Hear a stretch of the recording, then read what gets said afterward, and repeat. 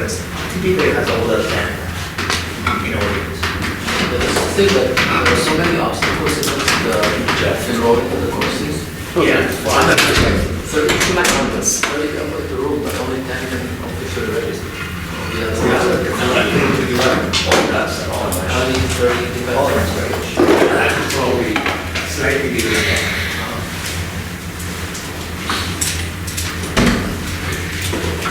Okay, welcome everyone. Today we're very happy to have Arvin Shahbazi-Moghaddam from Stanford University, who's going to tell us about restricted quantum focusing. Thank you, Arvin. Good to be back.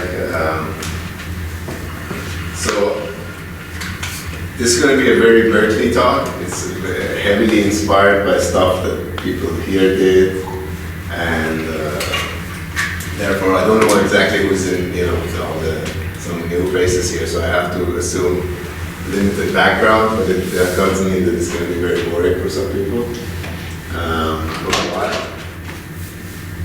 But, yeah, so, okay. So this is based on a paper that came out in December. Okay, so in physics we like to put everything on Lorentzian background, some Lorentzian manifold where things propagate on. But this Lorentzian manifold doesn't have an arbitrary metric. It has it satisfies some equation of motion, some like Einstein gravity or other theories of gravity. But so it would be, so it's useful to ask if there are some properties that, that the space-time manifold has to satisfy independent of what specific theory you're looking at, some universal condition. And an example of such universal condition is classical focusing.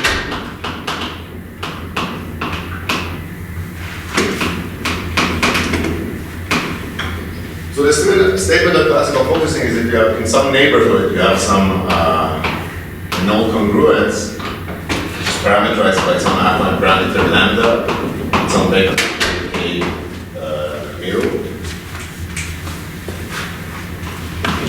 Now, if you pick some parallel, if you pick some congruence orthogonal surfaces and move them along this null geodesic, they have some area A, which is lambda dependent.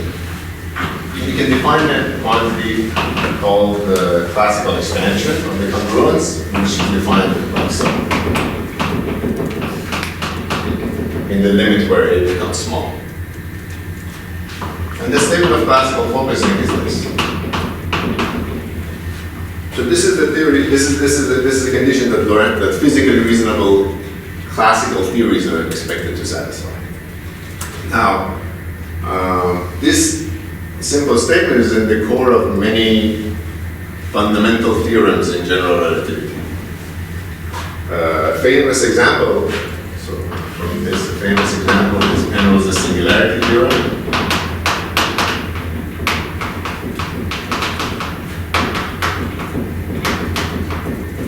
This is a statement from which, this is a theorem which sort of legitimized considering singularities as real objects and not just artifact of some specific symmetric solution like the Schwarzschild metric. I won't go into the details of it, but it's, it's one of the important things that is a consequence of using classical focusing. One of the important theorems in GR, which is whose main technical assumption is classical focusing. Something that's going to be a little bit more relevant to us is Hawkins area theorem. So Hawkins area theorem says that if you have, let's say, a black hole that's formed by collapse, you consider two Cauchy slices where one is in the future of the other. Then, so let's say you have some cross section of the horizon, which are these surfaces mu1 and mu2. Hawkins area theorem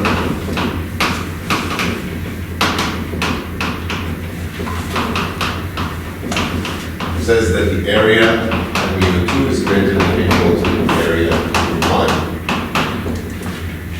So that's sort of that's an interesting statement when you think about areas being related to areas of black holes being related to entropy, and this sort of looks like a second law of entropy. So again, classical focusing, the main technical assumption. Okay, now flash forward to the past 10 years. Classical focusing is all over our modern understanding of holography. So in ADS-CFT, we have, we can consider black hole solutions. Let's say we can consider states, entangled states of two different CFTs, the left side and the right side CFT. And in the context of subregion duality, we have regions in the bulk that we expect are dual to the left CFT, and regions on the right. Region on the right that's dual to the right CFT, and the dividing region, sort of the dividing surface here, is a what's called a classical extremal surface, which means it's a surface such that if you shoot out orthogonal congruences in the, let's say, the two independent null directions K and L, then all those classical extensions are zero.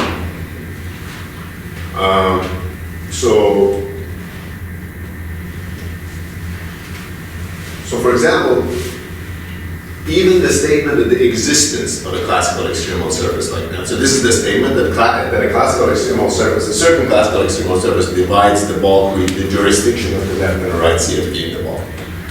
Even the existence of such a classical extremal surface, our current proof of it hinges on classical focusing. Moreover, statements, for the consistency of, for this story to be consistent, you need conditions such, you need further conditions. For example, if you really believe that there exists a certain extremal surface that determines the bulk dual to the region R, then if you, for example, make this region R a little bit bigger or a little bit smaller, the bulk dual region should also accordingly change. That's called the statement of entanglement wedge nesting. That's entanglement wedge, something known as entanglement wedge nesting. So this idea that so it's sort of a manifestation of causality in the bulk. So to prove that causality in that sense holds, at least our current proofs rely on classical focusing. So let me just say here that this is essential for consistency. Essential consistency here. For this, for let's say it's essential for the consistency of topic of subregion duality, subregion duality in this here. Okay. Now, okay, so yeah, so we've talked about classical theories for now, which have this condition. But it's actually true that classical spacetimes can violate this condition. That's in a condition of, that's in the various ways to discuss this, but when classical gravity couples to quantum mechanical matter, in the context of semi-classical gravity, this can happen.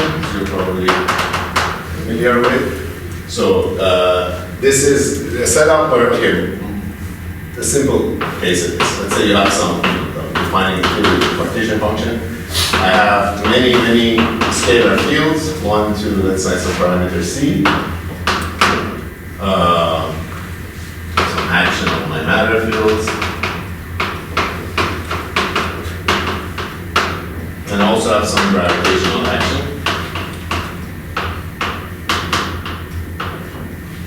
In the limit where C is very large, so I'm interested in the limit where C is taken to infinity, but C times G is held constant. Let me put a specific gravity theory, it doesn't really matter.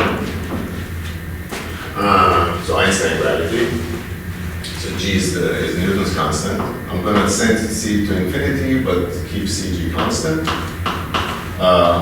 In this limit, my matter loops are enhanced by a factor of C, whereas my graviton loops are not. So I can, here in general I need to integrate over the metric, but in this limit I can think of the integration over metric as a subleading effect.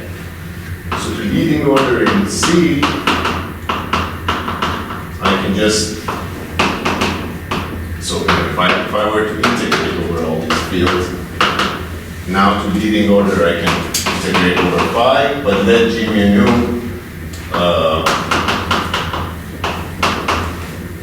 localize on the set point value.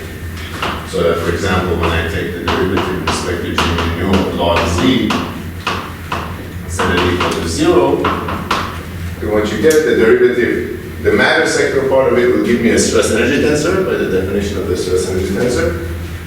And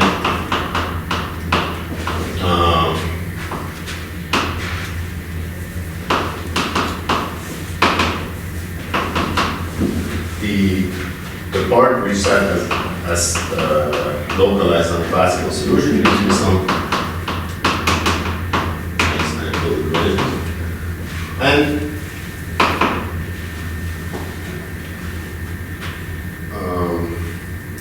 now, one sort of semi-important point here is that even if you consider just Einstein gravity,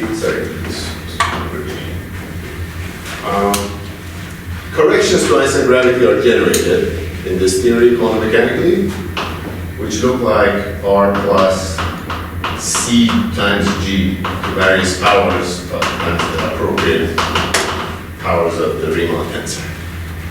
So there are corrections to this formula. But nevertheless, what we end up with at leading order in C, in large C, is a classical spacetime that couples to the quantum stress energy tensor. And this is where classical focusing can be violated. So one thing I didn't mention here is that this is the result of the null curvature condition. And here I can have a situation where so I have this relation. Okay. Now, how to violate this? The standard example is So it would either be an expectation or not be. on the left. No, I don't need it. Sorry. It's not needed that leading order is here.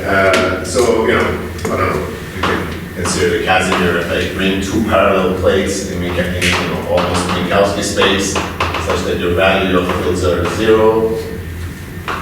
There's something scale L. Then your RKK is going to be equal to minus some order 1 number divided by, I don't know, let's say 3 plus 1 dimension CG times divided by n to the 4. That's minus some order 1 positive number. Okay, so that's violated. So this inequality is violated. Therefore, here, if you send in some parallel right grades, you're going to see them anti-focus instead of focus. Okay, another classic. Okay, so why bring this up? The point is that when you include these effects that come about from semi-classical gravity, all hell breaks loose over there. Like all those things get modified. A classic example of it, another example of simple example to bring up in the context of negative energy is Hawkins area theorem famously goes out the window. Black hole evaporation decreases the area of black holes. So we don't have that anymore. Penrose's singularity theorem, as was formulated, is out the window. And over here, there are various basic setups you can, basic checks you can make of, let's say, causality that completely fail. If you assume that the bulk is in the semi-classical regime, where semi-classical gravity corrections are important, but you still use the classical criteria for deciding which region in the bulk is dual to the boundary.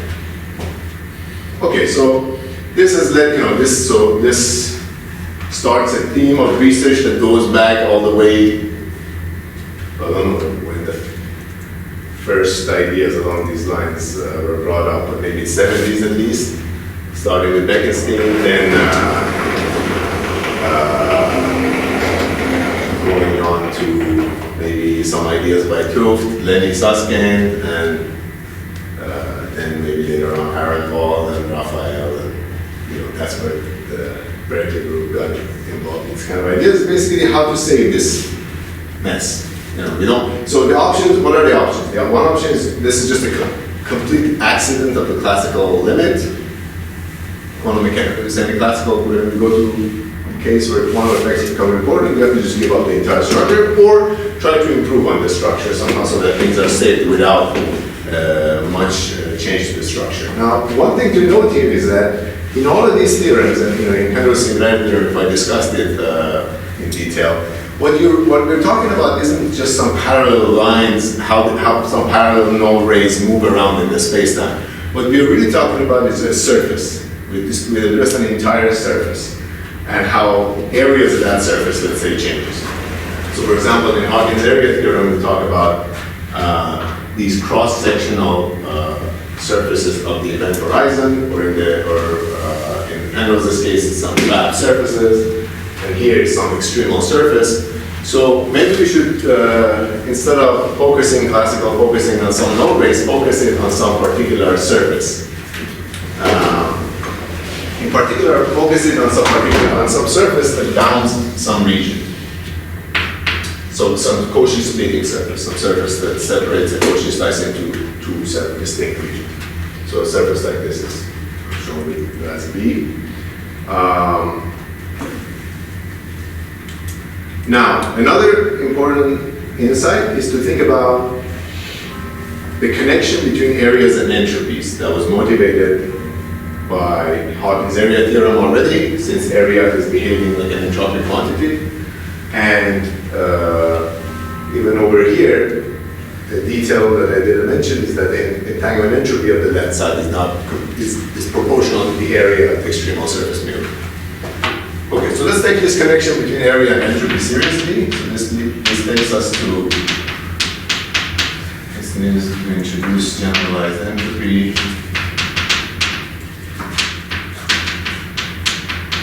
And quantum focus.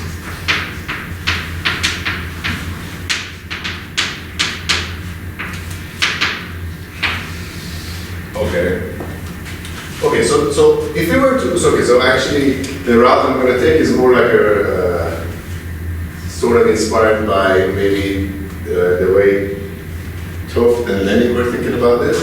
Let's just naively try to calculate the von Neumann entropy in the region. We are talking about the connection between areas and entropies. So if this region, if I have some surface with some area A, and you have some region in the interior of it, how do I assign an entropy to this region? Well, one way to do it is to consider the region in the interior of it and compute the von Neumann entropy of that state. So that is, famously in quantum field theory done with the replica trick.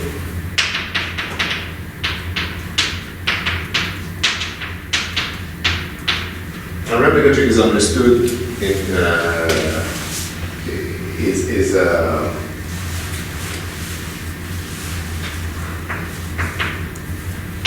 in our modern understanding of how to calculate this, we pick a particular way of analytically continuing the parameter n. So if you were to just calculate this, one way to calculate this is to think about a state preparation. So basically the idea is to use Euclidean path integral to calculate this.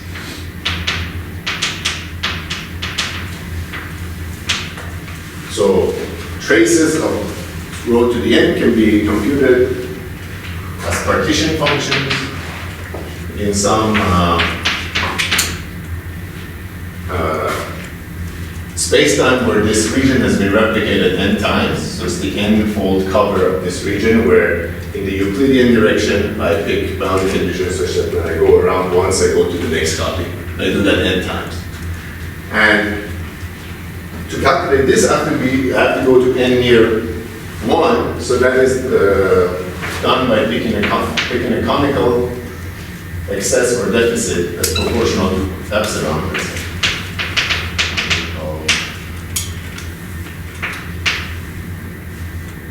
Let's say deficit, it doesn't matter. Proportional to epsilon, conical deficit angle. And calculate the partition function with the appropriate boundary condition, Euclidean partition function.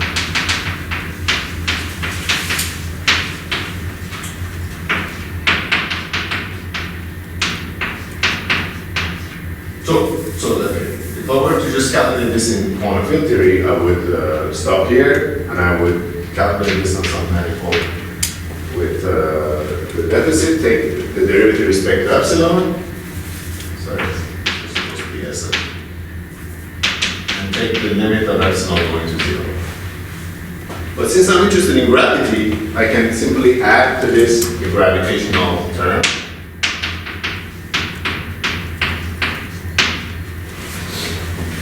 And much in the same way that well, in sort of a similar way to how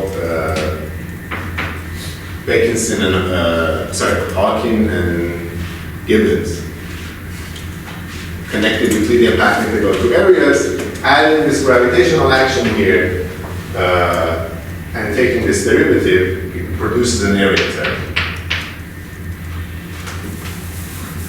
Just write down Einstein gravity.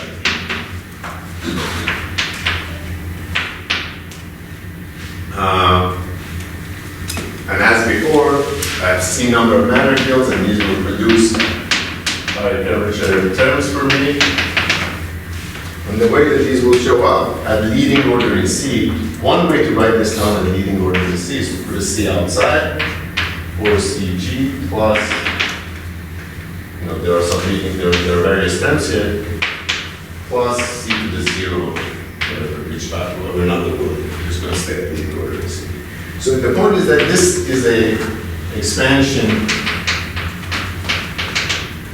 in CG with an important order 0 term, which comes from the non-local contribution to this path integral, which has to do with the renormalized entropy of the matter. Now, one hole in connecting this to a so you could say, okay, well, this is suggesting that any regions generalize. So okay. Sorry. I should have been more clear about this. The moment I add a gravitational action to this, I'm now computing some other quantity because I'm not in the quantum field theory anymore, and that's the quantity that's called generalized entropy. Okay, so it looks like I've argued that if you add gravity to the path integral, generalized entropy becomes a von Neumann entropy. And of course, there's something wrong with this argument. And the thing that's wrong is that when you add a conical deficit to the geometry, the geometry goes off shell. And in general, this is a well-defined quantity, I think, but in general loses this connection with von Neumann entropy. That's a little bit different for quantum extreme, for certain surfaces where the connection with on-shell geometry is not completely lost. Okay, so the important thing is there exists a well-defined quantity, generalized entropy of region B, which you can define somehow, and it has an expansion in the semiclassical regime, which at leading order in C looks like an expansion in CG, where the leading term is like the area term that we saw from before, and the subleading terms morally include the von Neumann entropy of the renormalized entropy of the matter field in B. Okay, first off. Sorry, Arvin, what was C? I was not paying. C, the matter fields, number of matter fields. Oh, right. I want to be I want to do that so that I have an all orders expansion in CG. Yeah. Leading order C, and I can safely ignore. So this is where, at this order, you have to start worrying about gravitons fluctuating. For example, this would include graviton entanglement entropy, and I want to keep that subleading. It's not maybe it may not be necessary for the definition of generalized entropy, but this is the setup I'm going to be dealing with, so I'm going to define it in this setup. Okay.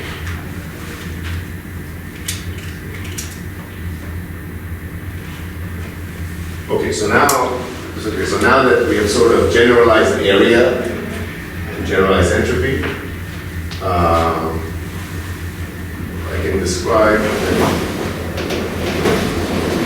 the conjecture that fixes all of these issues, and that's called quantum focusing. Before we had for classical focusing, we considered some null rays, and consider pieces of area on these null congruences. Now we consider the entire region B, and consider what's going to be easier to draw consider null congruences firing out orthogonally from the surface everywhere, the k direction, and I can deform my region. So, classical focusing was about deforming areas. Now I have an entire region and I want to deform it to another region. And I can define generalized entropy of B, but also generalized entropy of whatever region I land on, where I have some function v of y, where y is some transverse coordinate on the boundary of B. And v of y determines on how, what affine parameter I need to move on each of these generators that fire from the surface to get to my deformed surface. So there's a generalized entropy in this setup is a function of v of y. And this is the subject of the paper by Raphael, Arvin, Zach Fisher, and Stefan Beckenhauer, where they define a quantity like this, where this is some normalization factor having to do with the H is the determinant of the transverse metric here. It's called the quantum expansion. So like little theta, k of the quantum theta, quantum expansion, and then simply the quantum expansion. Sorry, classical quantum focusing is the statement that this is less than or equal to 0, where this is being evaluated on some one parameter family v of lambda surfaces, where v lambda v of lambda is greater than or equal to 0. So I'm deforming some one parameter family v and evaluating the quantum expansion at every point, and this is the natural replacement for classical focusing. Okay, so now when you put this in, and this is nothing I don't have time, all of these. I don't have time to discuss this in detail, but all of these things get saved. They all get replaced by their version of them, which you can imagine. You replace the area with the generalized entropy. That's the old story. That, well, when I started at Berkeley, this paper had come out a few months ago, and that was the good news. That we're saved. We don't have to worry about it. Okay, so for example, one instructive way to think about so the Hawkins area theorem gets updated into the generalized second law. And the generalized second law is a statement, now becomes a statement that the area plus the entropy outside of the black hole is what increases in time. And that, for example, we did it's a nice thing to think about Hawking radiation, where in Hawking radiation areas do decrease, but the entropy that comes out of the black hole compensates for that. So the generalized entropy, so even though that's violated, the generalized entropy version is satisfied. And there are changes here where you replace the classical expansion with the quantum expansion, etc. Okay. So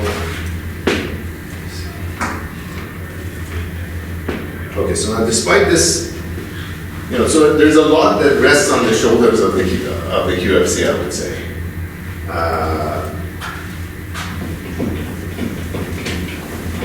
All this stuff on related, basically. Okay, but despite this, there is no general proof of the QFC. There's some strong evidence and some special limits, but no general proof.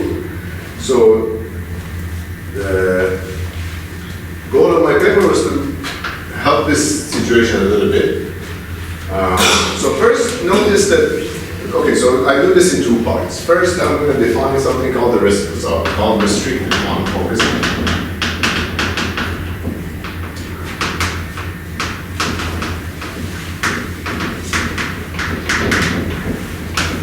So note how much we got some mileage out of thinking about classical focusing instead of some statement about some general no congruences. We looked at where it was used and we realized all of those applications involved surfaces and regions.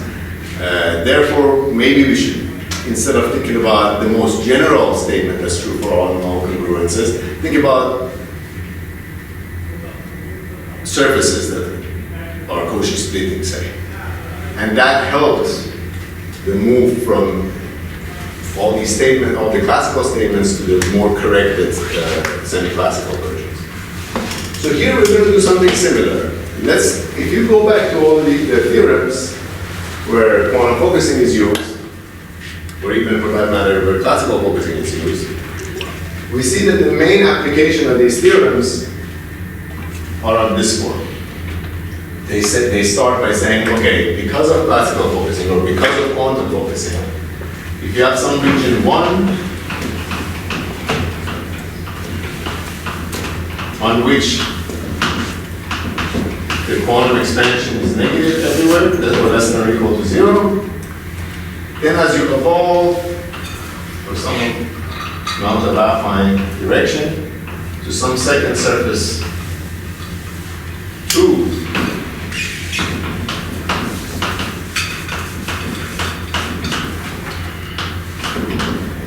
then the quantum expansion on the surface 2 is also negative.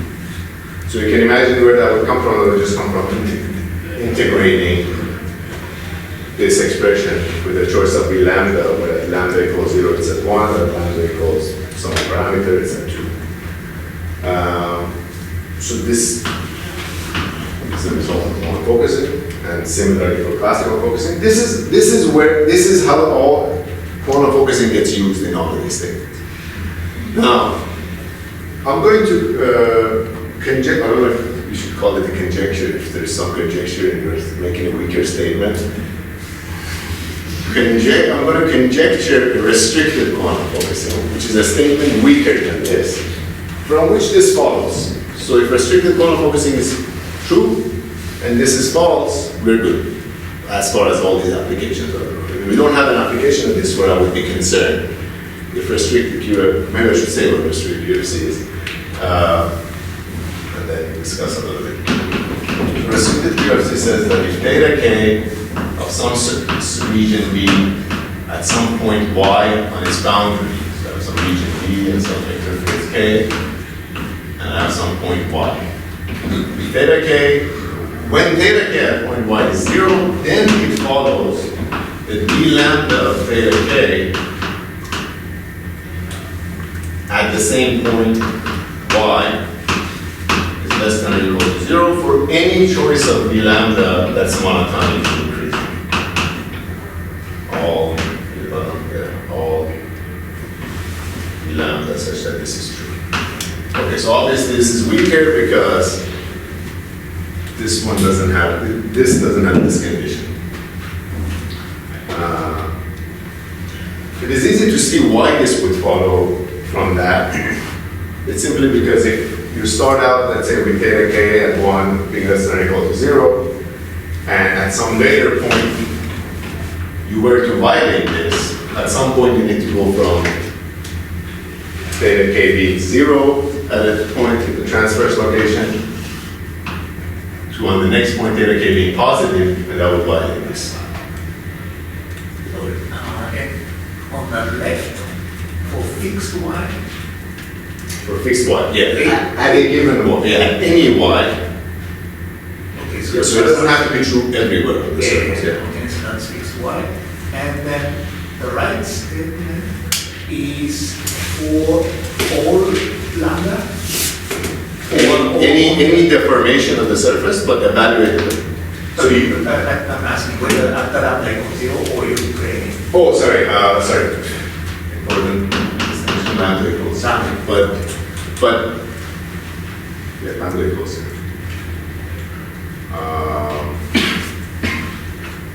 Yeah, it's because, you know, if you were to violate this at some point, you would find a surface that the first derivative of lambda would violate that. Anyways, You could create stronger things, that's why I said, for all lambda positive. Well, But it's not, yeah, I just want to make a statement, not make the statement. yeah, let me think a little bit about that.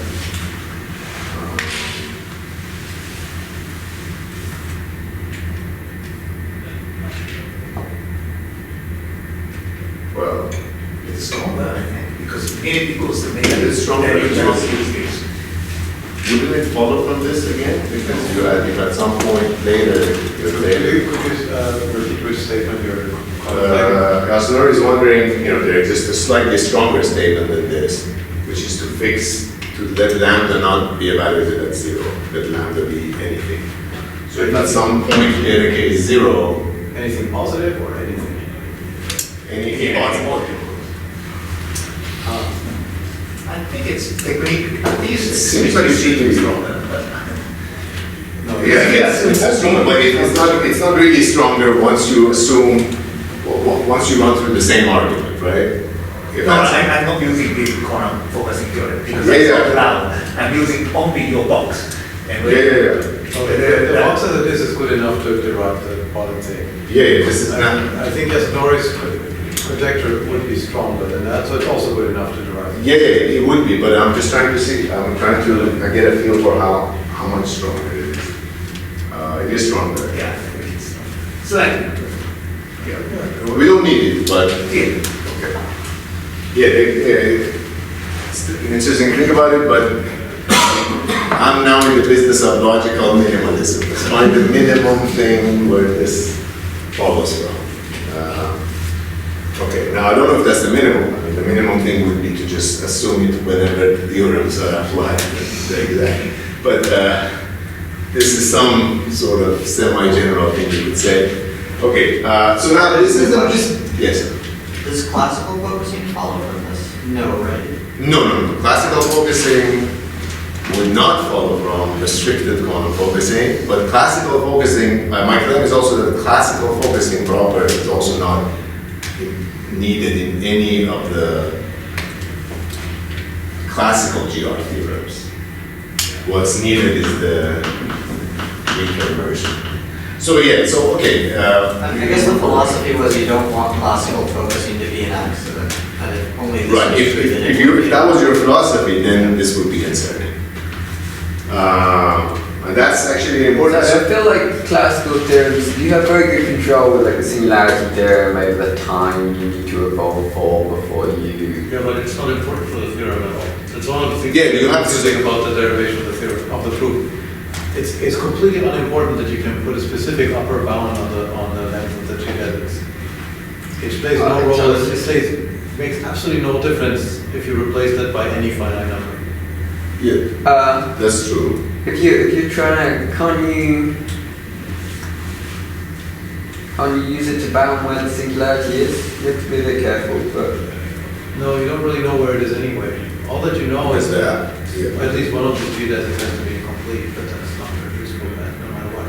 But don't you know it needs to be incomplete within the distance before it gets to. Because it will definitely become non-prompt by the time. You can prove that the geodesics cannot be extended beyond a certain FI parameter. Yeah. And that value is not important for anything that you might care about, I think, when you care about the singularity. The thing that you care about is the singularity. You already don't know where it is.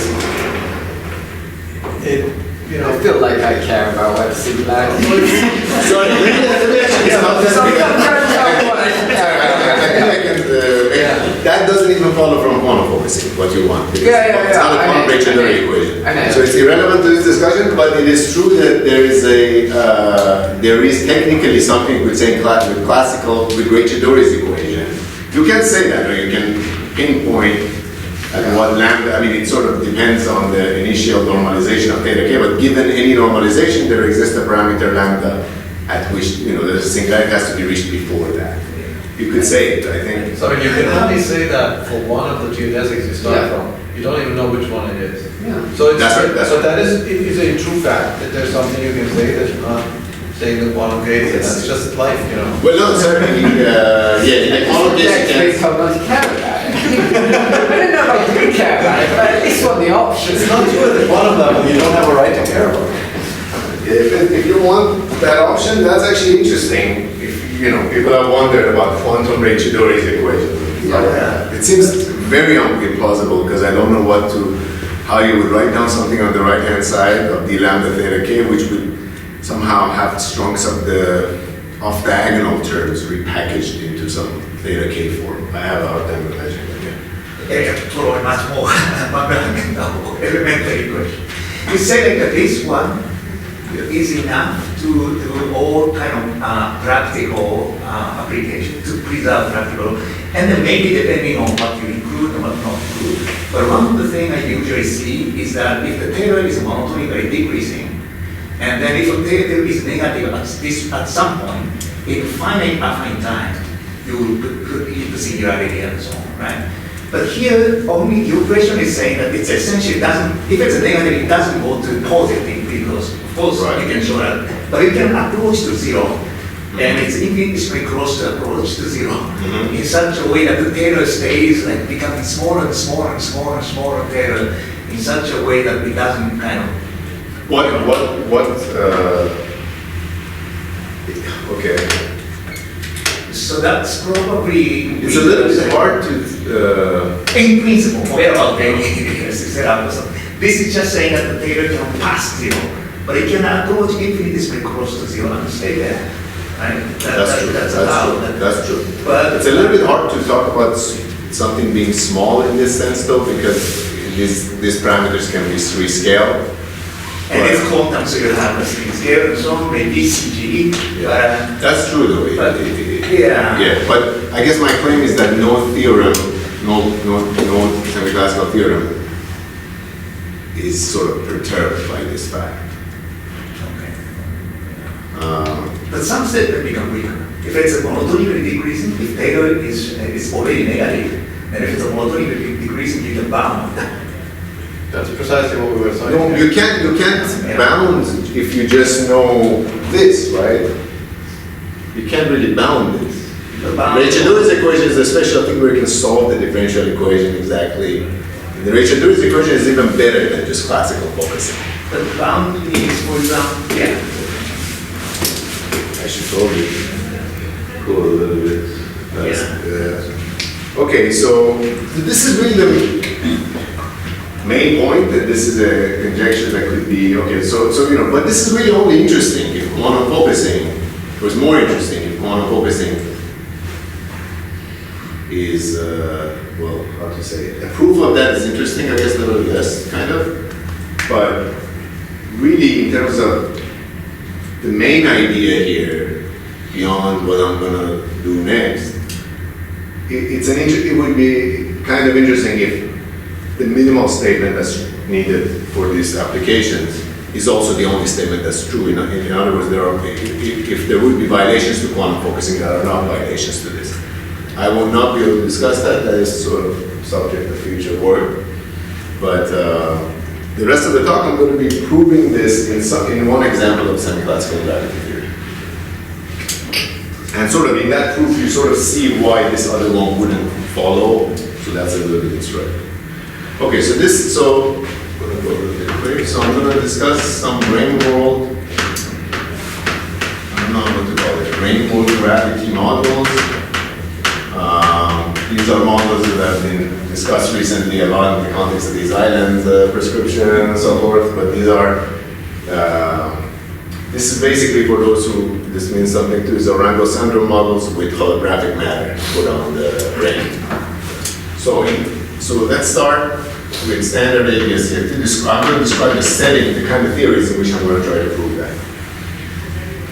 In standard ABS-CFT, we have an asymptotic boundary at z equals 0, and then to calculate the action of the CFT, we put a cutoff surface, and we basically do holographic renormalization. We get terms, in particular here, we get terms that go like R over epsilon, where epsilon is the cutoff location. Epsilon to the right power, where R is the Ricci scalar on the cutoff brane. We get divergent terms like this in the partition function for the CFT. We calculate in the bulk. This comes from basically IR divergences in the bulk. And what we usually do, we add counter terms and we set epsilon to 0. So one way to describe Braneworld gravity is to, instead of treating this as a fictitious boundary, promote it to an actual brane that sits here and its metric is allowed to fluctuate. There, what happens effectively is that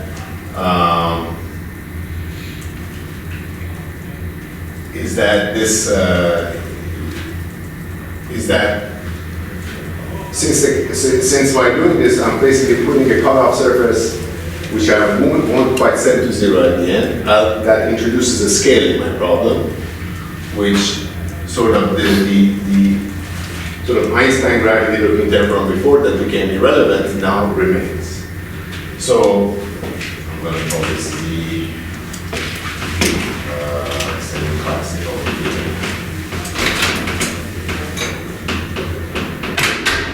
So roughly speaking, this is the brane with some specific tension that's dialed to for the brane to remain there, and what it effectively does is that my holographic CFT here, which had an ADSD plus 1 bulk, now instead lives on this Braneworld surface with some extrinsic curvature Aij, where Ij are brane indices, which it satisfies some equation of motion. And now this holographic CFT coupled to gravity, the reason it's coupled to gravity is because would-be divergent term is now promoted to a finite term, is now, this semiclassical gravity theory now has its own higher dimensional classical Einstein gravity rule. Okay, so in this model you can also check, okay, so there are various scales here that are important to compare between the semiclassical theory and the higher dimensional theory. So in the higher dimensional theory, we have Einstein gravity, we have Newton's constant, and we have the ADS. Now, this combination ends up being G, the gravitational coupling on the Braneworld. Another quantity which is important is the holographic CFT's N, where N squared sort of operates as my C, the number of fields I have, and that's given by L divided by G to the plus 1, what power? E minus 1. Okay, so the parameters C and G that showed up before are this C and G, because I'm interested in discussing the semiclassical theory that lives on this brane. And notice a fun fact here is that the combination C times GD in this setup will just become the higher dimensional bulk ADS scale. So the bulk ADS scale is sort of the effective Planck scale on the Braneworld in this model. So now why am I interested in this class of theories is because even though you'll be the D minus 1 power and I don't need. oh, D minus 1 power is on L, not Oh, sorry, that's right. Okay. The reason I'm interested in this model, thank you. The reason I'm interested in this is because in these models, generalized entropy can be computed easily. The generalized entropy, I've defined it before. I wish I could just use that definition and take the right derivatives and calculate and have restricted quantum focusing pop out.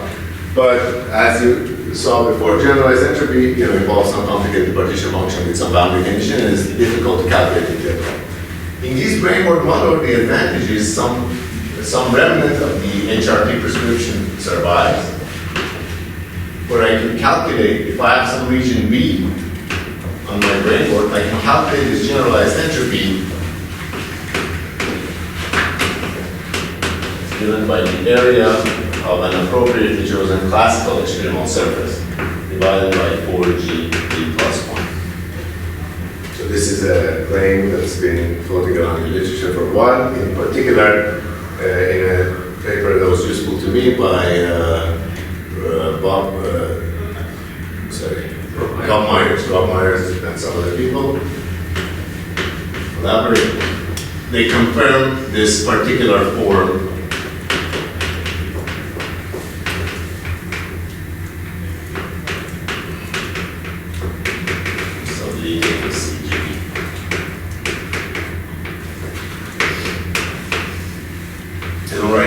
this form, but they confirm that the expectation that generalized entropy function would look something like this, where they have higher derivative, sort of, for people who know the Dong entropy looking terms, showing that.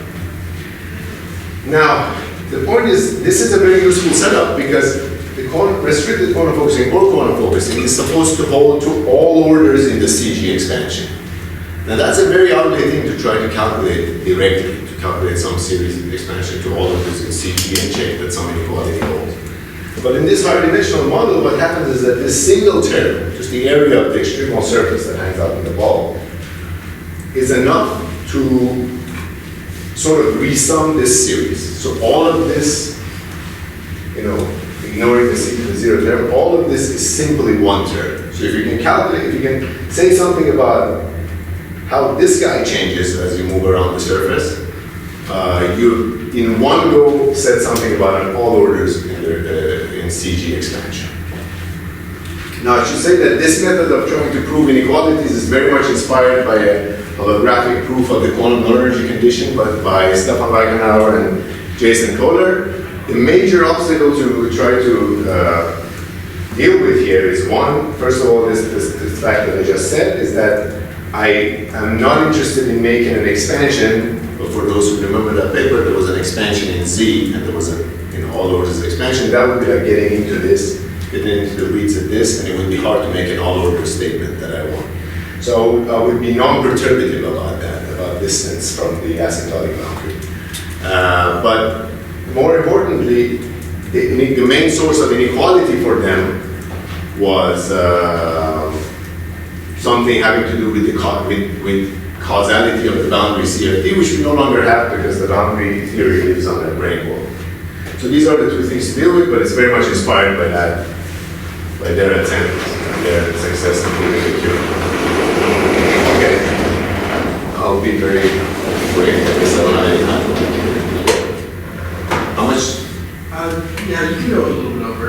All right, so, Like 5-10 minutes. How much longer do you need? Well, let's see. I'll try to squeeze in a bunch of things. Okay. I apologize for my bad timing. All right. Okay.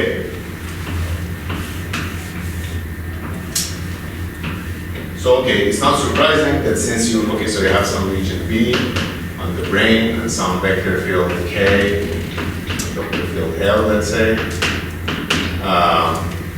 It's not surprising that, so this is supposed to be my brain now. Let's say the brain is located n equals 0, where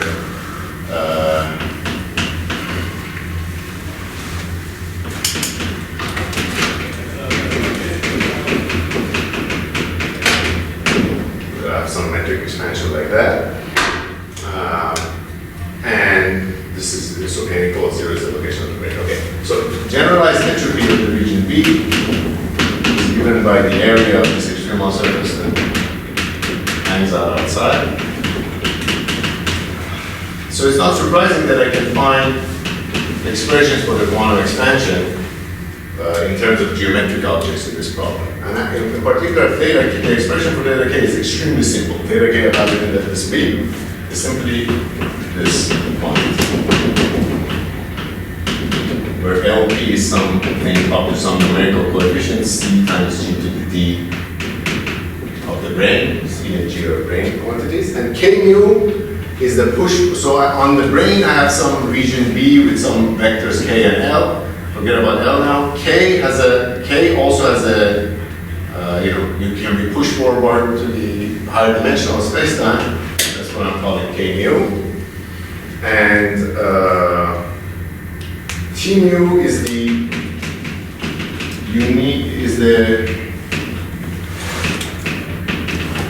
unit normal to boundary of V and tangent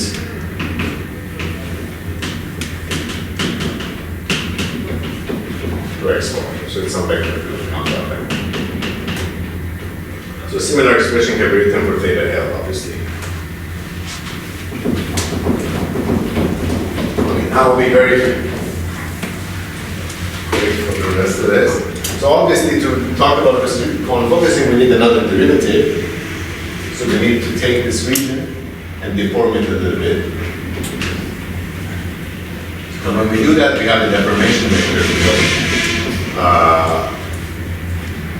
which satisfies some. So here I'm interested in deforming my surface like that and seeing how the bulk external surface moves around. So this deformation vector field, delta x, can be expanded in terms of parameters alpha and beta, where k bar and L bar are the bulk analogs of the k and L direction on the Braneworld. They are basically orthogonal vector fields on X bar. So K is on the brain. K is on the brain, K bar is, yeah. Yes, K is on the brain. Okay, so if I'm interested in moving my surface in the K direction, that's the quantity that shows up on quantum, for restricted quantum focusing. That means my alpha K bar mu plus beta L bar mu evaluated at n equals 0 is equal to d lambda b lambda ki. That's just, roughly speaking, this deformation vector field here has to point in the direction of k. Now, this expression in general can be worked out. It's like, maybe it's a bit of a long expression. I'm not going to write it down, but it has parameters. It has dn of alpha, dn of beta, theta k, theta l, various terms in it. So this d lambda, should these be barred k's and barred l's, or is this on the brain? Wait, where? When you write d lambda theta k, is that on the brain or is that? It's on the brain. It's on the brain. Right. This is the sorry. Yeah. Theta. Okay, so what do we have here? We have things that depend on derivatives of n, how alpha changes as I move into the ball in the n direction, and how beta changes like that. But what are alpha and beta on the brain? Alpha on the brain is d lambda b lambda, and beta on the brain is d lambda b lambda times theta k squared L p squared divided by 2. Okay. Now, since this expression, if I'm interested in putting signs on this, I need to care about how alpha and beta change as I go into the bulk, starting from those values. Alpha and beta determine how my extremal surface in the bulk goes from where it is to a nearby extremal surface. That means that it satisfies an extremal surface deviation equation, which looks like this. I'm going very fast. So,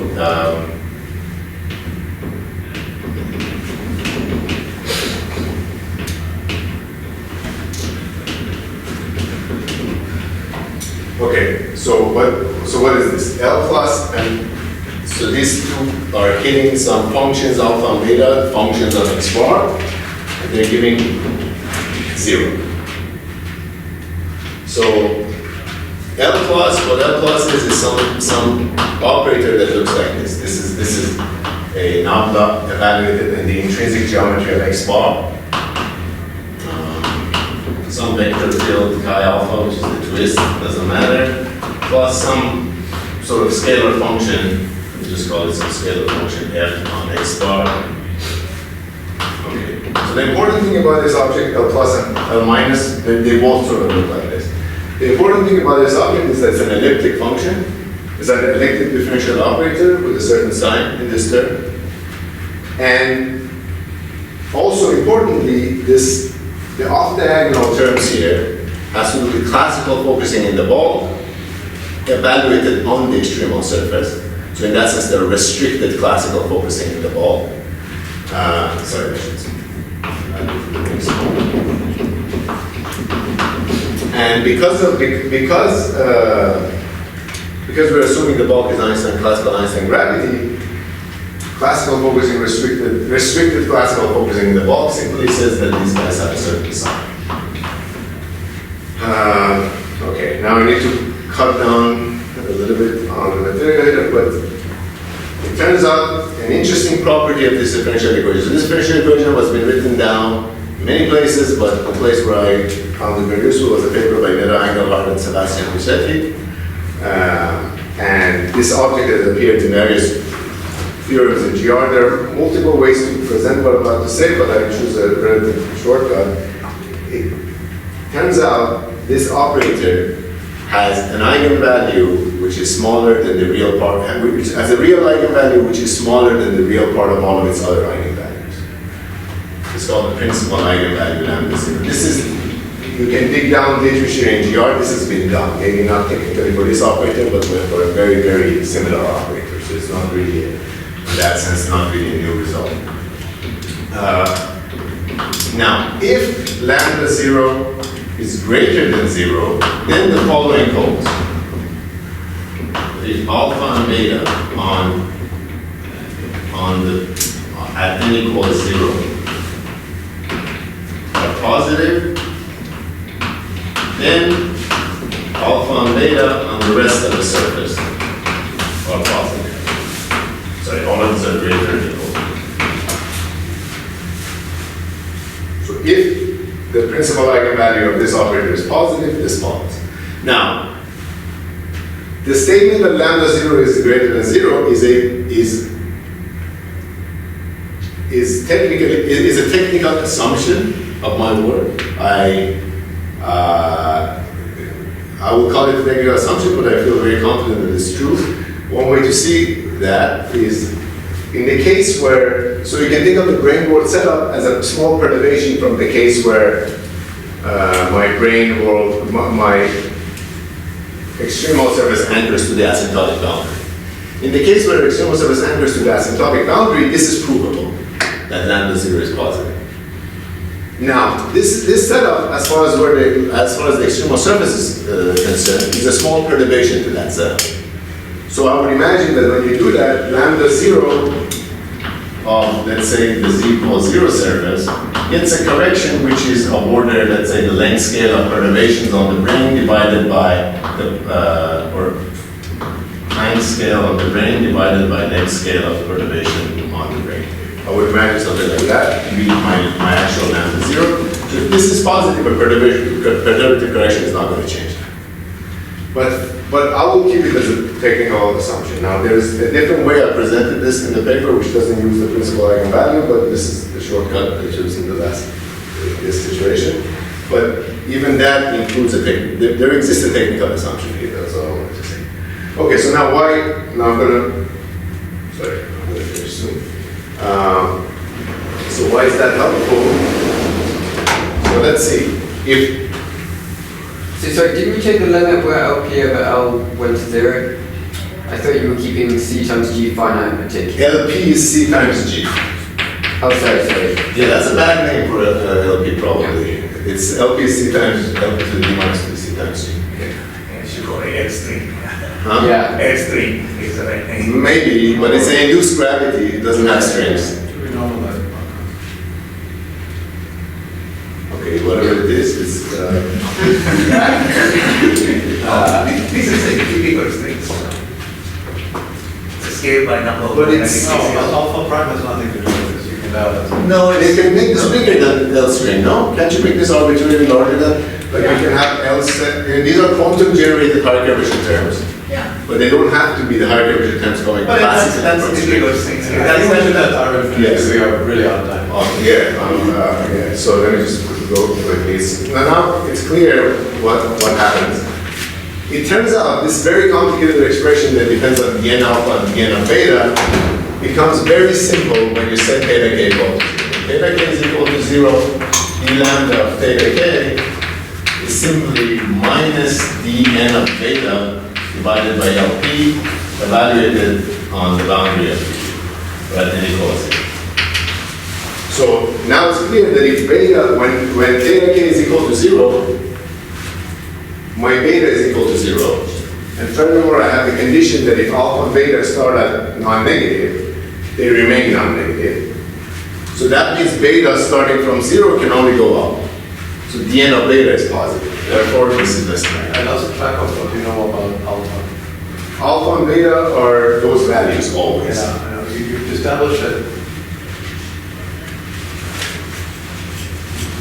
How do you know that alpha greater than or equal to 0 is satisfied? Oh, because d lambda is, oh, that's the important thing. D lambda is my monotonicity condition of the deformation. Yeah.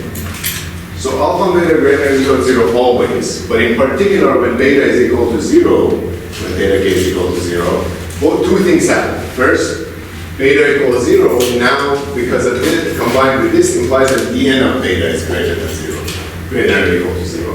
And the expression for this simplifies drastically, so that this is simply d minus dn of beta over LP. And the bound follows. When theta k is not equal to 0, this expression has dn alpha, dn beta, it has all these things, and in particular, I don't know how to bound this quantity. So that's one way to see why restricted quantum-focusing follows from this, whereas quantum-focusing requires more work. I think I should stop here. I wanted to go. So do you have an explicit counterexample to ordinary quantum focusing here? Can you?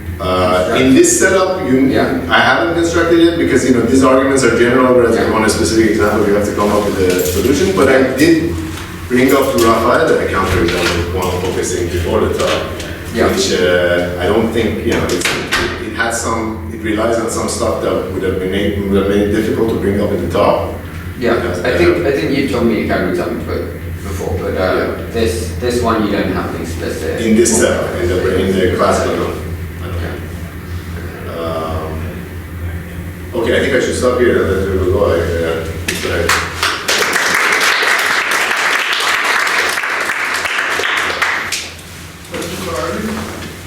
Just to finish, this must be the string scale, right? It's a whole string of Carol scales, because this is the scale where theory comes from.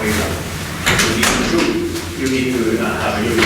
True, but why call it a string scale? Oh, yeah, I mean, that's a typical in string setup. This is a string scale, actually.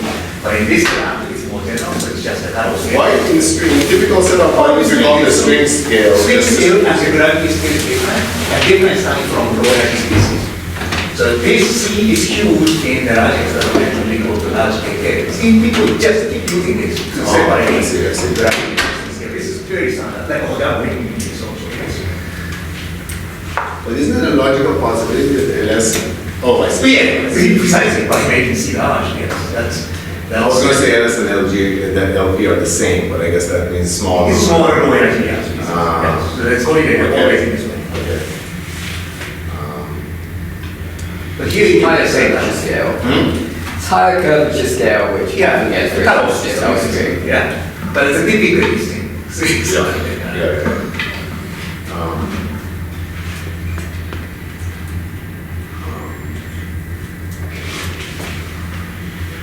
This CG, this somehow I like this setup of induced gravity because it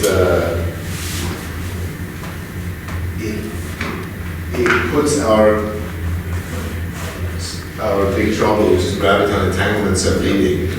And it would be interesting if, I'm not talking about the connection with the string thing, but I think if C isn't large, I don't think it really makes sense to go. And I think Jeff Mills said that before. It's like it's only FLM is where you have to kind of stop. For example, when we talk about quantum extremal surfaces. Yeah. There's no all orders statement really. But with CG, there is some all order statement, it's in CG. And you know, if you want to conclude, if you want to ask about C to the 0 corrections in this setup, it's not like it's easy, because again, you have to now calculate quantum corrections around the extremal surface of the ball, but I suspect that what happens in the boundaries would matter in that. Not every surface will have an easy route in calculating the C to the 0 part. Maybe only B is quantum extremal on the brane. Okay. I guess we can't argue too much about what we should feel happy about or not, but I want to come back maybe briefly to this question about, how significant the knowledge of some affine parameter was, let's say, in Penrose's theorem. And, there's no question that that's some kind of additional information, but let's also remember the situation. So the first generalization of that theorem that was proven was by Arvin in 2010 or something, or 11, quantum singularity theorem, where he starts with the GSL and uses that to effectively, that's a weaker statement than the quantum focusing conjecture, but it's weaker, I guess, even in some sense than what you said here. But it's enough to establish a singularity theorem in the sense that, if Penrose's conclusions don't hold, then the GSL must be valid.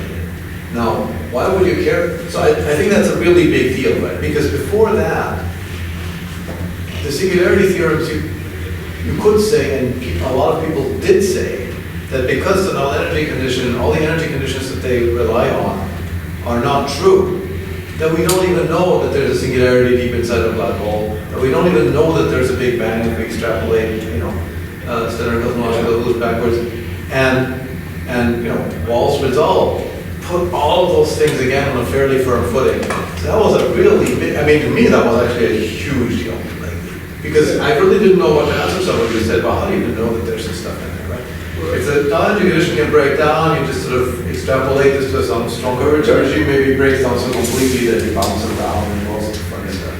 Then before it would get violated, before Aaron would get violated the moment any quantum effect turns on, now it has to be violated the moment semi-classical gravity breaks down, which is maybe what you want to call singularity anyway. Right? The people who don't believe in, like certainly people who believe in balances and things like that, do they believe in generalized signal? Well, they can't now. Well, exactly. They did anyway. I don't know. They didn't believe in Hawking entropy, right? What did they? Yeah.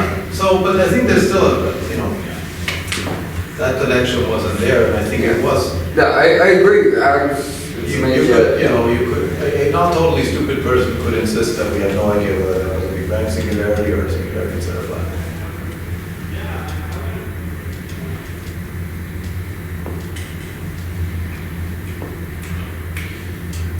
Any more questions for Arvin?